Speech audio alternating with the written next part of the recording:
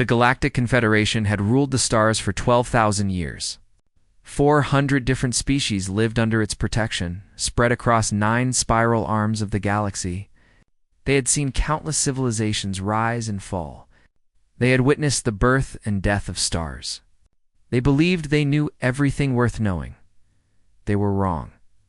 When humanity's first, faster-than-light ship appeared at the edge of Confederation space in the year 2247, the response was nothing more than mild curiosity.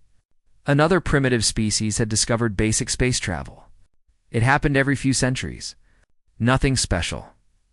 Ambassador Vethanok of the Cerelian Collective was given the task of meeting these new creatures. The Cerelians were one of the oldest species in the Confederation. Their civilization was 6,000 years older than most others. Vethanok himself had welcomed 37 different species into the galactic community. Humans would simply be number 38 on his list. The meeting took place aboard Vethanok's personal diplomatic ship. The human vessel, a small craft called the Endurance, looked like a child's toy compared to the elegant Cerelian cruiser. Captain Daniel Briggs led the human delegation, accompanied by Commander Lisa Moore and their science officer, Dr. Kevin Walsh. Vethanok studied the humans with his 4 compound eyes. They were soft creatures made of carbon and water. They breathed oxygen and needed to eat organic matter to survive. Their bodies were fragile, their lifespans short. Nothing about them seemed remarkable in any way. "We welcome humanity to the galactic community," Vethanok said through the translation device that converted his words into human language. "You will find the Confederation to be generous teachers. In time, perhaps after a few centuries of learning, you may be granted limited membership." Captain Briggs looked at Commander Moore. Something passed between them. But Vethanok did not understand human facial expressions well enough to read it. "We appreciate the welcome, Ambassador," Briggs said. "We are eager to learn about your defensive technologies. Our region of space has been difficult to survive in." Vethanok made a gesture that meant dismissal among his people. "You do not need to worry about defense anymore. The Confederation maintains peace through superior technology. No species would be foolish enough to challenge us. You are safe now." With respect, Dr. Walsh spoke up, "We have developed some defensive systems of our own. We use kinetic acceleration weapons. We call them railguns." The translation device processed the term and explained what it meant. Vethanok felt something close to amusement. These creatures were even more primitive than he had thought. "Kinetic weapons?" he said. "You mean you fire solid objects at your enemies? How very old-fashioned." The Confederation stopped using such crude technology thousands of years ago. Energy shields make them completely useless. A focused plasma beam or a quantum disruptor is far more effective than throwing rocks. Commander Moore leaned forward in her seat. "Our railguns accelerate tungsten projectiles to approximately 15% of the speed of light. The energy transfer when they hit a target is, I am sure it is very impressive for a species at your stage of development," Vethanok interrupted. He was growing bored with this conversation. "But I promise you, such weapons would do nothing against even our most basic shields. Perhaps we can arrange a demonstration of proper military technology for your education." The humans said nothing more about their weapons. They completed the formal diplomatic procedures and returned to their small ship. 3 days later, Vethanok filed his official report on humanity with the Confederation Council. He described them as a young species that showed some promise but was technologically immature. He noted their strange attachment to kinetic weapons as an amusing detail, a leftover from their violent, evolutionary past that they would eventually outgrow as they became more civilized. The Council read the report, added it to their records, and forgot about it. Over the next 5 years, humanity slowly expanded into Confederation space. They built 12 new colonies on different worlds. They established trade agreements with several species. They asked many questions about shield technology and power generation and faster-than-light communication. They seemed eager to learn, and they kept building railguns. Admiral Patricia Cho commanded Earth's United Defense Force. She personally supervised the construction of humanity's first true warship at the orbital shipyards above Earth. Unlike the converted exploration vessels that made up most of humanity's early fleet, This new ship was designed from the beginning for only one purpose: war. They named it the Ironclad. The Ironclad carried 4 main railgun batteries on its top surface. Each battery could fire a tungsten slug weighing 1 ton at 22% of the speed of light. 12 smaller railgun turrets provided defense against missiles and small craft. The ship carried no plasma weapons, no energy beams, no quantum disruptors. Only our AILGUNS. When Confederation trade representatives visited Earth's shipyards and saw the Ironclad, they were confused and somewhat embarrassed for the humans. "You understand this vessel would be destroyed in moments by any Confederation warship?" asked Trade Representative Mikkel of the Vorthani hegemony. "Your kinetic weapons cannot penetrate standard shielding. This is established science." Admiral Cho smiled politely. "We prefer to be prepared for any situation. But the power requirements make kinetic acceleration completely impractical," Mikkel insisted. "A single plasma lance achieves the same destructive effect with a tiny fraction of the energy cost. Your approach makes no sense. We have found that kinetic weapons have certain advantages in specific situations," Cho replied. "The physics of momentum transfer can be quite surprising." Mikkel included this conversation in his trade report. He suggested that human stubbornness about kinetic weapons was a sign of cultural immaturity. Young species often clung to inferior technologies because of pride. They would learn better eventually. Humanity did continue to learn.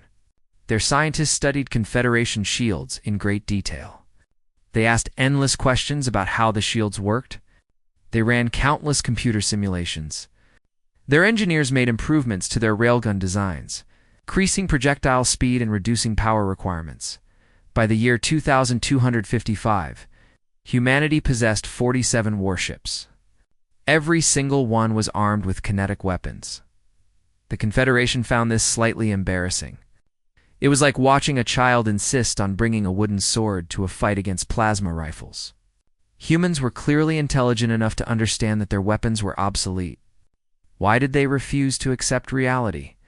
Some junior diplomats suggested that perhaps the humans knew something the Confederation did not. Perhaps there was a reason they were so committed to kinetic technology. Perhaps someone should investigate their claims more seriously. These suggestions were dismissed as foolish.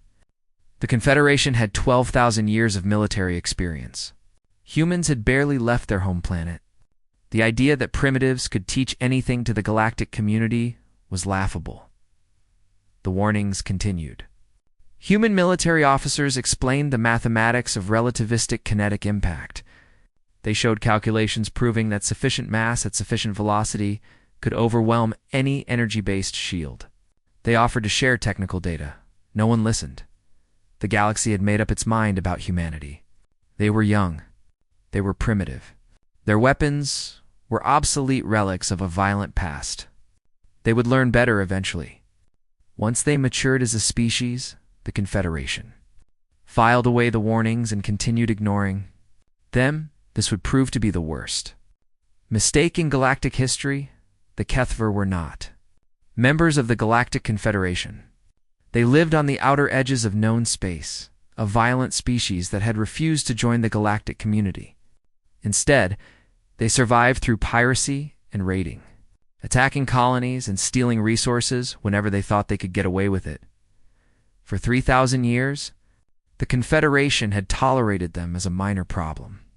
Their attacks were too rare and their territory too remote to be worth the effort of destroying them completely. They were pests, nothing more. In the year 2256, the Kethver decided to try something new. A Kethver battle fleet of 60 warships suddenly appeared near a human colony called New Providence. The colony was small, with barely 50,000 people living there. Most of them were farmers and their families. The colony had no military ships. Only a single orbital defense platform with a few basic weapons. The Kethver destroyed the platform in their first attack. Their troops began landing on the surface within an hour. Captain Samuel Hayes of the human frigate Relentless was 3 star systems away when the emergency signal reached him. His ship was one of the newer designs, carrying 6 railgun batteries and a crew of 200.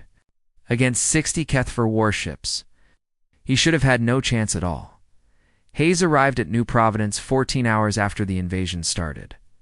The Kethfer fleet was in orbit around the planet, their soldiers already controlling the main population centers on the surface. About 12,000 colonists had been killed or captured. The Kethfer commander was a scarred old warrior named Thrakvalum. He was amused when his sensors detected the single human ship approaching. "One ship?" he barked at his officers. "The humans send one ship to stop us." His tactical officer studied the sensor readings carefully. Unknown ship design, see?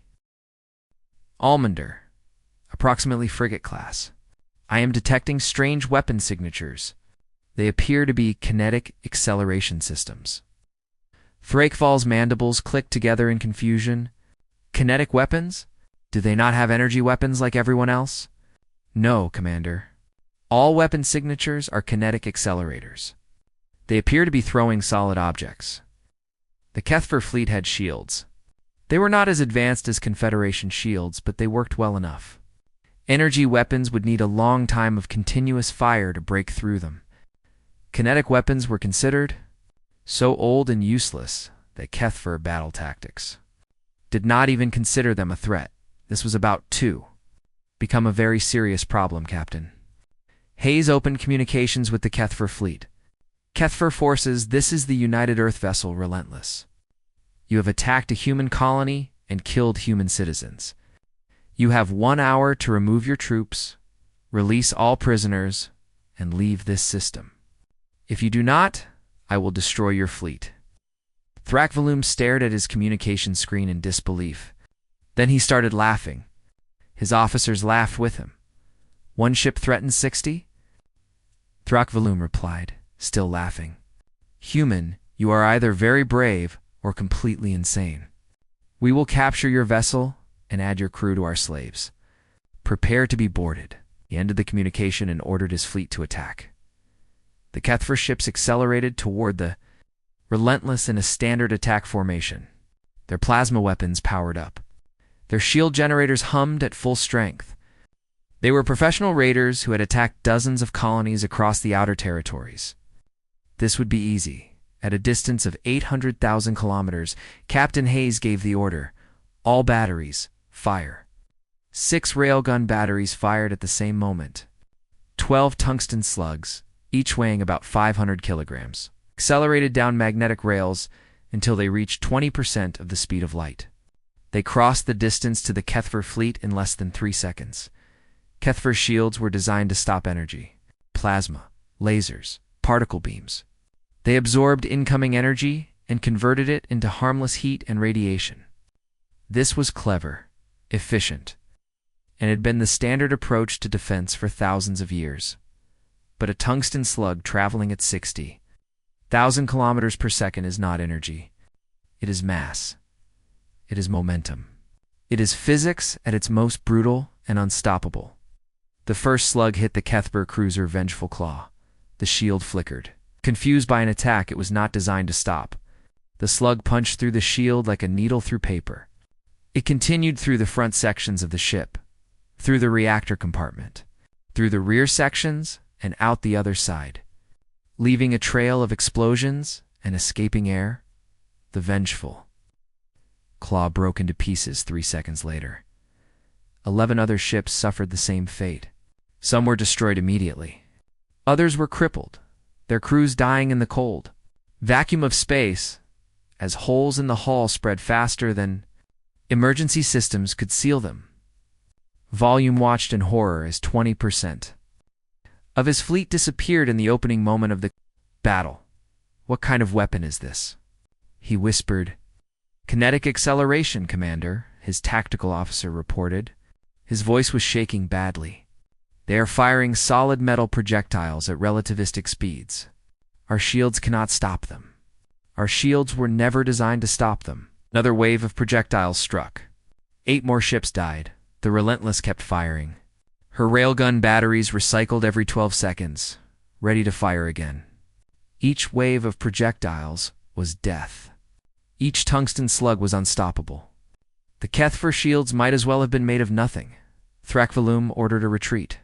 His remaining ships turned around and accelerated toward the edge of the system, desperate to escape into hyperspace before another volley could hit them.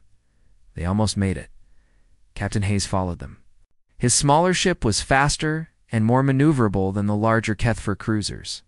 He picked them off one by one, precise shots to their engine sections that left ships tumbling dead in space. Of the 60 vessels that had attacked New Providence, only 11 managed to escape. The entire battle lasted 47 minutes. When it was over, Captain Hayes sent a message to Earth Command, New Providence secured, enemy fleet destroyed, requesting support ships for rescue operations and salvage. The response came 3 hours later, along with a dozen ships and thousands of questions news.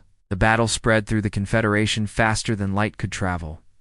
A single human frigate had destroyed 49 warships using kinetic weapons. The tactical implications were enormous. Military strategists across the galaxy began reconsidering everything they thought they knew about warfare. But old beliefs are stubborn things. The Kethfer were primitive. Ambassador Vethanok argued before the Confederation Council. Their shields were generations behind current technology. This battle proves nothing about the effectiveness of kinetic weapons against proper Confederation defenses. With respect, Ambassador, said the human representative, a calm diplomat named Dr. Rachel Martinez, the physics does not change based on who builds the shield. A large enough mass moving fast enough will overwhelm any energy dissipation system. It is simply mathematics.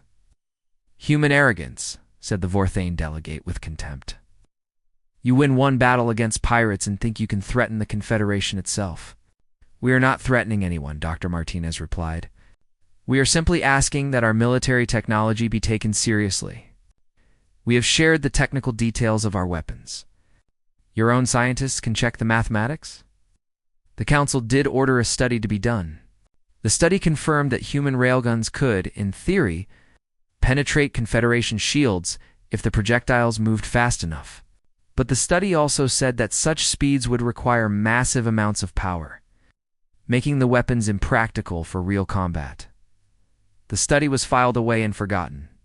Humanity kept building railguns. They kept improving the technology. By 2260, their warships could fire at 28% of light speed with a reload time of 8 seconds. The galaxy kept ignoring them. The price of that ignorance would be paid in blood. Correlation 7 was a research station. Floating in the darkness at the very edge of explored space, 3,000 scientists from 40 different species worked there on projects.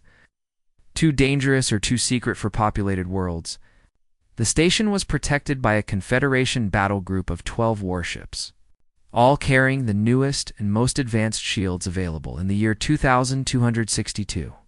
Correlation 7 went silent. The emergency signal lasted only a few seconds before cutting off. The last words anyone heard mentioned an unknown threat. Ships appearing from a region of space that had been surveyed and declared empty 200 years earlier. The Confederation sent a response fleet immediately. 30 warships, including the massive flagship Eternal Dawn, arrived at Correlation 7's location for days after the last message. They found nothing but wreckage. The station was gone. The battle group was gone. 3,000 scientists and 4,000 naval personnel had vanished. The only evidence of what had happened was a single sensor buoy that had been knocked offline during the attack and had restarted itself afterward. The recordings on that buoy showed everything. Ships had appeared from the empty void. Hundreds of them. Their design was unknown, not matching anything in Confederation records. Their technology was clearly advanced. They had attacked without any warning, without any attempt to communicate, without any mercy. The battle group had fought back as hard as they could. Plasma weapons and quantum disruptors had fired at the unknown ships over and over again. Shields on the enemy vessels had glowed under the impacts, but had held firm. The Confederation ships had poured fire into their attackers for 18 minutes without destroying a single one. Then the unknown ships had returned fire. Their weapons were simple. Kinetic accelerators, massive railguns that fired dense metal projectiles at speeds that seemed impossible. The sensor buoy estimated the projectiles were moving at over 40% of the speed of light. Confederation shields collapsed in an instant. Ships that had served the fleet for centuries were turned into expanding clouds of debris in seconds. The entire battle group was destroyed without damaging a single enemy vessel. The Council called an emergency meeting. "We face a threat to our existence," declared High Admiral Vexter of the combined fleet. "These unknown attackers have kinetic weapons that make our defenses meaningless. We must develop countermeasures immediately." "What about the humans?" asked a junior delegate from the back of the chamber. "They have been developing kinetic weapons for years. Perhaps they could help us understand. We will not embarrass ourselves by asking primitives for help," Bethanok interrupted angrily. "The Confederation will develop its own solutions. We have resources these newcomers cannot even imagine." Dr. Martinez sat in the observer section, watching the debate. She had been warning them for years. Every human military officer who visited the Confederation had warned them. The physics was clear and simple. Energy shields could not stop kinetic weapons at relativistic speeds. The mathematics did not lie, but pride was stronger than mathematics. Over the following months, the unknown attackers struck again and again. The Confederation eventually designated them as Species Unknown 117. Colony worlds fell to their assaults. Military outposts disappeared without survivors. The Ration gathered its greatest fleet, sent thousands of ships to fight the threat, watched helplessly as those ships were turned to wreckage. Every battle was the same. Confederation plasma weapons could not penetrate the enemy's shields. Enemy railguns destroyed Confederation ships with a single hit. The advantage was entirely one-sided. The death toll climbed higher and higher. Millions died, then tens of millions, then hundreds of millions. Entire worlds were depopulated. Species that had existed for thousands of years were reduced to scattered refugees. Humanity watched. Humanity waited. Humanity prepared. Admiral Patricia Cho had been promoted to fleet admiral in 2259. She now commanded humanity's entire military force. 238 warships, every single one armed with the kinetic weapons the galaxy had spent years laughing at. She gathered her senior officers in the war room of the heavy cruiser Defiant. "The Confederation still has not asked us for help," reported Captain Samuel Hayes. After his victory at New Providence, he had been promoted and now commanded a full battle group. "They are losing system after system, but they will not admit they need us."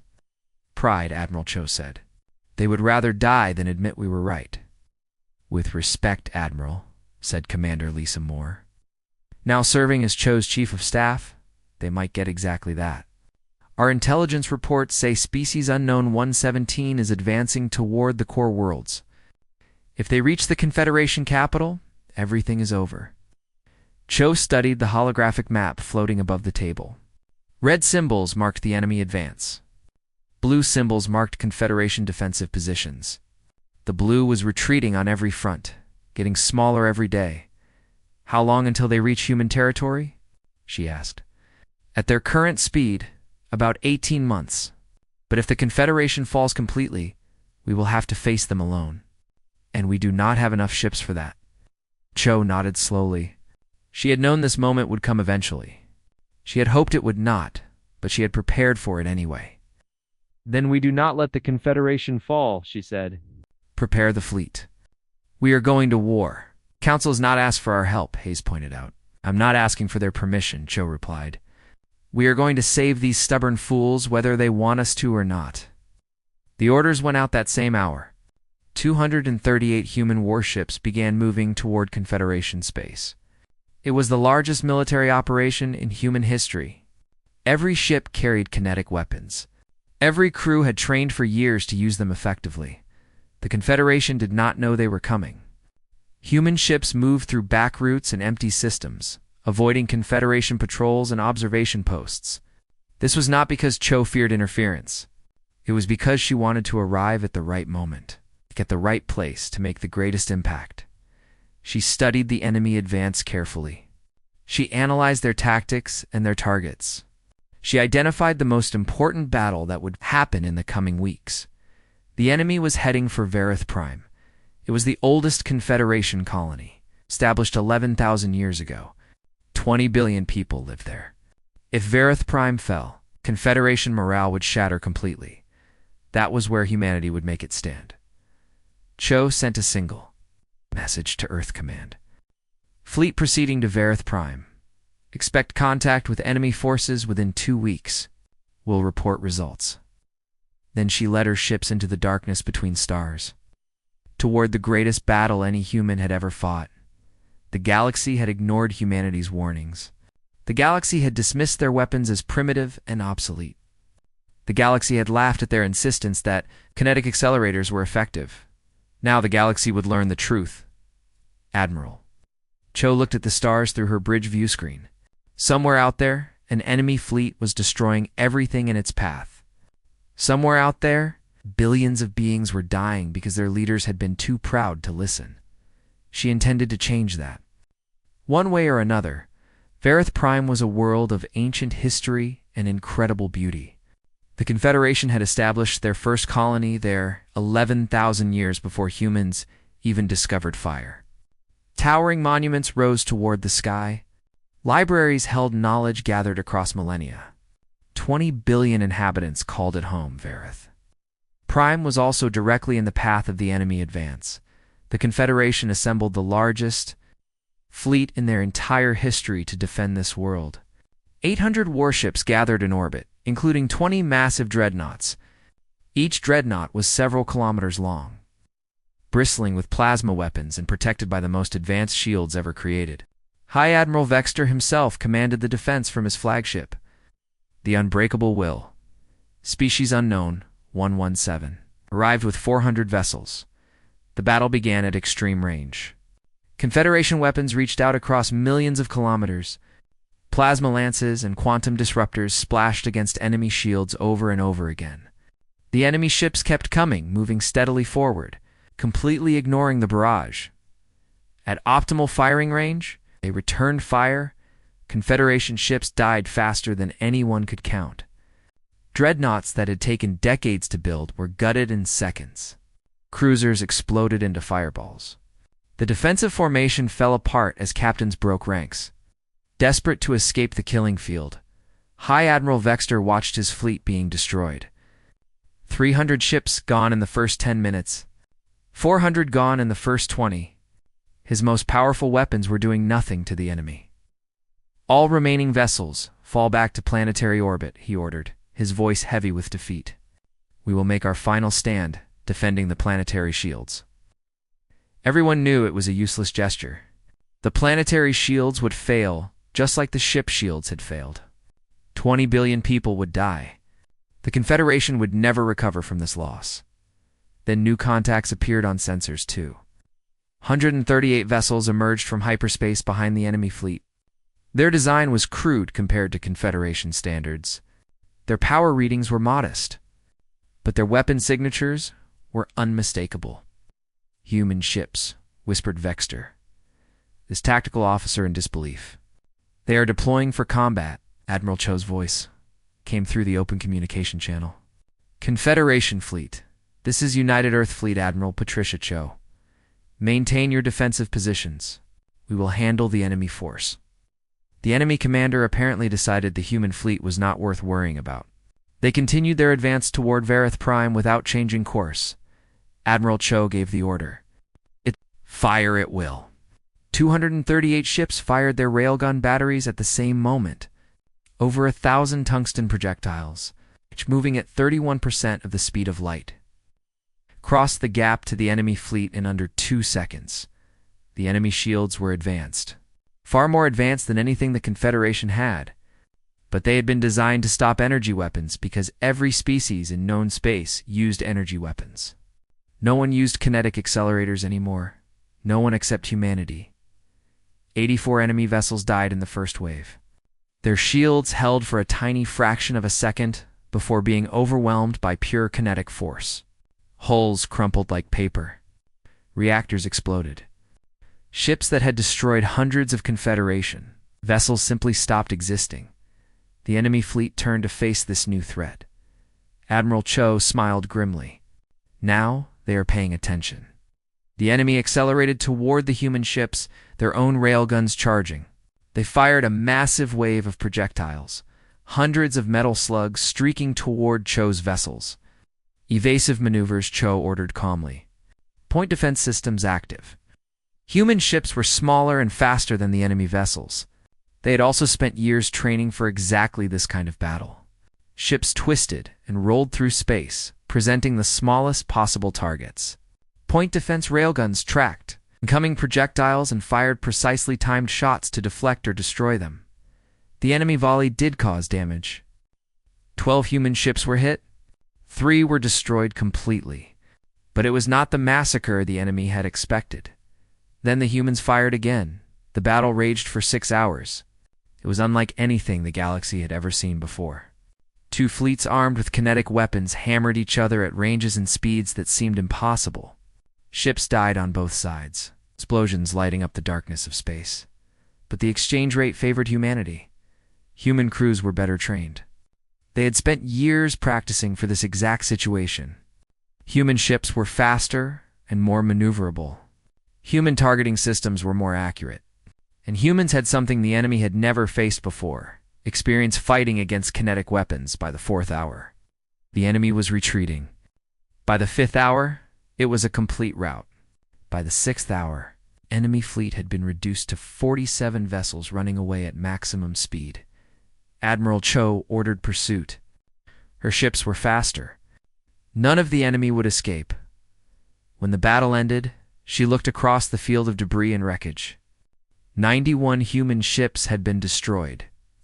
Over 1,000 crew members were dead. It was the most costly battle in human history. But every single enemy ship was gone, destroyed or captured. The first real defeat these unknown attackers had ever suffered. "Hi, Admiral Vexter." S' voice came through the communication channel. He sounded like a different person than before. Quiet, humble, broken. Fleet Admiral Cho, on behalf of the Galactic Confederation, I thank you. Cho's reply was equally quiet. You are welcome. Admiral. Now perhaps we can discuss those warnings you have been ignoring for the past 15 years. There was a long silence before Vexter spoke again. Yes, I believe we can. And I believe we must. The news of the battle spread across the galaxy within hours. Humanity had done what the entire Confederation could not. A fleet of primitive ships with primitive weapons had destroyed an enemy that had seemed unstoppable. The Council convened an emergency session. This time, no one dismissed human technology as obsolete. This time, no one laughed at kinetic weapons. This time, everyone listened. Dr. Martinez addressed the Council. We tried to warn you. For 15 years, we tried to explain the mathematics. Kinetic energy at relativistic speeds cannot be stopped by energy shields. You refused to believe us because we were young and primitive. She paused, looking around the chamber at hundreds of delegates who would not meet her eyes. 20 billion people on Vareth Prime are alive today because we did not give up. We kept building our railguns even when you mocked us. We kept training our crews even when you dismissed us. We were ready when you needed us. What do you want from us? Asked Vethanok. His voice had lost all its former arrogance. We want you to listen, Martinez replied. Not just today, but always. The next warning might not come from us. It might come from a species even younger and more primitive than humanity. Listen to them anyway, because the universe does not care about pride or tradition. The universe only cares about physics. The Council voted unanimously to form a combined fleet. Human officers would train Confederation crews in kinetic warfare. Human engineers would help redesign shields to resist physical impacts. Human ships would lead the counterattack. The war was far from over. But for the first time, the galaxy had hope. Admiral Cho stood on the bridge of the Defiant, watching repair crews swarm over her damaged ships. They had won this battle, but there would be more battles ahead. The enemy was wounded but not destroyed. Still, something had changed. The The galaxy had finally learned to listen, and that might make all the difference. The war against Species Unknown 117 lasted 3 more years after the Battle of Varith Prime. It was a brutal conflict that stretched across hundreds of star systems and claimed millions of lives, but it was also a war that the galaxy was finally winning. Humanity led the combined fleet. Their railgun technology was shared freely with any species willing to learn. Confederation scientists, finally accepting the mathematics they had denied for so long, worked alongside human engineers to improve everything. New shields were developed that could actually resist kinetic impacts. New tactics were created that used both energy and kinetic weapons together. The enemy, eventually identified through captured records as the Vreth Dominion from a distant galaxy, was driven back system by system. Their original advantage had been their kinetic weapons and the galaxy's stubborn refusal to develop counters. Once that advantage disappeared, they were simply another enemy that could be fought and defeated. Admiral Patricia Cho commanded the final campaign. Her fleet had grown from the original 238 human ships to over 2,000 vessels from 100 different species. Corellians and Vorthani fought alongside humans. Former rivals became brothers in arms. The galaxy had finally united against a common threat. The final battle took place at the Vreth Dominion's forward staging base, a massive station floating in the empty void between galaxies. Intelligence reports indicated this was where the enemy had launched their invasion from. Destroying it would cut them off from reinforcements and end the war. Admiral Cho commanded from the bridge of the Resolute, the newest and most powerful human vessel ever built. She was 63 years old now. Her hair had turned gray. Lines of stress and responsibility marked her face, but her eyes were as sharp and determined as they had been 15 years earlier when she first started warning the galaxy about kinetic weapons. All ships. She transmitted to the combined fleet, "This ends today. Fire at will." The battle was fierce but short. The Vreth Dominion had never recovered from their losses at Varith Prime. Their fleet was a fraction of its former strength. Their morale had been shattered by years of defeats and retreats. They fought with the desperation of those who know they have already lost, and they died with the inevitability of mathematics. When the last enemy vessel was destroyed, silence fell across the fleet. Then, slowly, cheering began. It started on one ship and spread to another, then another, until the communication channels were filled with the joyful sounds of 100 different species celebrating together. Relief and gratitude washed across the stars. The war was over. The galaxy had survived. The Confederation Council convened 1 month later to formally recognize the end of the conflict. But this meeting was different from all the ones that came before. The chamber had been redesigned. The seating arrangement had been changed. Humanity no longer sat in the small observer section at the back. Ambassador Martinez stood at the central podium, addressing hundreds of delegates from across the galaxy. 15 years ago, we warned you about kinetic weapons. We were dismissed as primitives who did not understand proper technology. We were told that energy weapons and shields were the peak of military development. We were ignored and mocked. She paused, letting the silence stretch through the chamber. Billions died because of that arrogance. Entire worlds were destroyed. Species that had existed for thousands of years were nearly wiped out. All because you were too proud to listen to a young species that had barely learned to travel between stars. Several delegates looked away, unable to meet her gaze. Others sat with their heads bowed in shame. Today, we do not ask for apologies. We do not ask for special treatment. We ask only that you remember. Remember that the universe does not care about age or tradition or pride. Physics is physics. Reality is reality.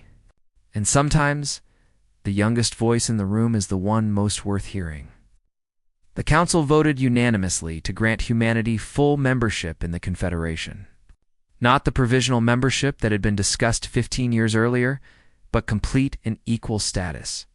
More importantly, the charter was changed to ensure that no species would ever again be dismissed because of their age or development level. Warnings would be heard. Concerns would be investigated. Pride would never again blind the galaxy to threats. Admiral Cho attended the ceremony through a holographic link from the Resolute. She was retiring soon, her duties to be passed to a new generation of officers. When asked to speak, she kept her words simple. "We did not want to be right," she said. "We would have been happy to learn that our weapons were useless. We would have been happy to discover that shields really could stop anything. But reality does not negotiate. When you ignore reality's warnings, reality does not care about your feelings." She paused, looking at the assembled delegates. "Learn from this. The next warning might not come from us. It might come from a species that looks even more primitive, even more dismissible. Listen to them anyway. Test their claims. Examine their evidence. Because in this universe, the price of denial is always paid in lives." The galaxy listened. For the first time in 12,000 years of Confederation history, they truly listened to what a young species had to say. And when the next warning came, decades later, from a species that had just discovered how to make fire, the Confederation sent scientists to investigate instead of diplomats to dismiss. They found that the young species had noticed something in their night sky, a pattern in the stars that suggested another threat was approaching from yet another direction. The species could not build ships or weapons. They could barely survive on their own harsh world, but they could observe and they could think. And they had noticed something everyone else had missed. The Confederation took their warning seriously. They investigated. They prepared. And when the new threat arrived, they were ready. Humanity had taught the galaxy a lesson written in blood and fire. Pride was dangerous. Dismissal was deadly. The universe was full of surprises. And the youngest voice might have the most important message. Admiral. Patricia Cho died peacefully in her sleep at the age of 94. Surrounded by her family on Earth, she was given a state funeral attended by representatives from 300 species. Her epitaph was simple. She warned us. We listened. The galaxy survived. It was enough. It was everything. The stars continued to shine in the darkness, as they always had. But now they shone on a galaxy that had learned to pay attention, to question its assumptions, and to never again ignore. A warning simply because it came from an unexpected source. Humanity had given the galaxy more than railguns. They had given it humility, and that gift would save countless lives in the centuries to come.